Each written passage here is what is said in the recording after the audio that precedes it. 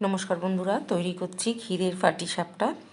এর জন্য আমি ময়দার বদলে আটা এবং সুজি ব্যবহার করেছি, আর খোয়া ক্ষীর ব্যবহার করেছি। খোয়া ক্ষীরের পুরটা তৈরি করে নিয়েছি, আর ওপরে যে ক্ষীরটা ছড়িয়েছি সেটা হচ্ছে দুধটাকে ঘন করে নিয়েছি, তার মধ্যে আমুল দুধ একটু যোগ করেছি।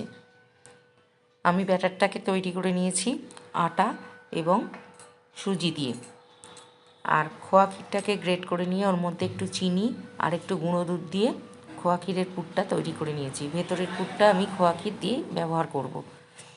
একটু আমুল দুধও এর মধ্যে যোগ করলাম, এর টেস্টটা ভালো আসে। এই খোয়া ক্ষীরটা একটুখানি চিনি দিয়ে আর আমুল দুধ দিয়ে একটুখানি নরম করে নিলাম। এবার এটাকে ঠান্ডা করে নেব, একটা পাত্রে ঢেলে নেব। আর সুজি আর আটা দিয়ে যে ব্যাটারটা তৈরি করে রেখেছিলাম সেটা একটা ফ্রাই প্যান বসিয়ে দিয়েছি। সামান্য পরিমাণ একটু করে তেল দিয়ে আর এই গোলা রুটিগুলো তৈরি করে নেব। তাওয়াটা গরম করে নিয়ে তারপর কিন্তু আঁচটাকে একটু মৃদু রাখতে হবে। এইভাবে গোলা রুটিগুলোকে প্রথমে আমি তৈরি করে নেব। একটা পিঠ হয়ে গেলে এটা হালকা করে একটু উল্টে দেব, দিয়ে ওই পিঠটা সামান্য একটু রাখবো, রেখে আবার উল্টে নেব, নিয়ে মাঝখানে ক্ষীরের পুরটা দিয়ে দেব। যে পুরটা তৈরি করে রেখেছিলাম খয়া ক্ষীর দিয়ে, সেটা আমি দিয়ে দিলাম, দিয়ে এবার মুড়ে নেব।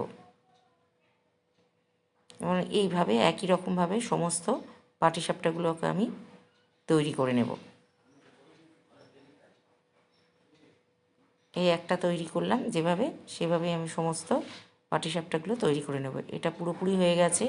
এটা তেলের বদলে গাওয়া ঘি দিয়ে বা বাটার দিয়েও ভাজা যায়, খেতে ভালো হয়। এবার আমি একটা পাত্রে দুধ বসিয়ে দিয়েছি।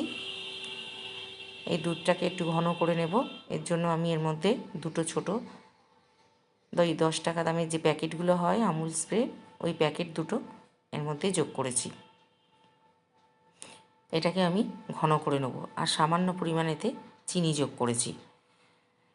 এবার যে পাটিসাপটাগুলো আমি ভেজে রেখেছিলাম ক্ষীরটাকে করে নিয়ে এবার এর ওপর দিয়ে ছড়িয়ে দেবো। ব্যাস, তৈরি হয়ে গেল ক্ষীরের পাটিসাপটা। ভেতরে নারকেলের পুরও দেওয়া যেতে পারে, তবে আমি দুটো ক্ষেত্রেই ক্ষীর ব্যবহার করেছি। উপরে লিকুইড ক্ষীর দিয়েছি আর ভেতরে খোয়া ক্ষীরের পুরটা দিয়েছি। এইভাবে করলে খেতে খুব ভালো হয়, তবে আটার বদলে আপনারা ময়দাও ব্যবহার করতে পারেন। তৈরি হয়ে গেল ক্ষীরের পাটিসাপটা। নমস্কার, আজ এই পর্যন্ত। সকলে ভালো থাকবেন, সুস্থ থাকবেন।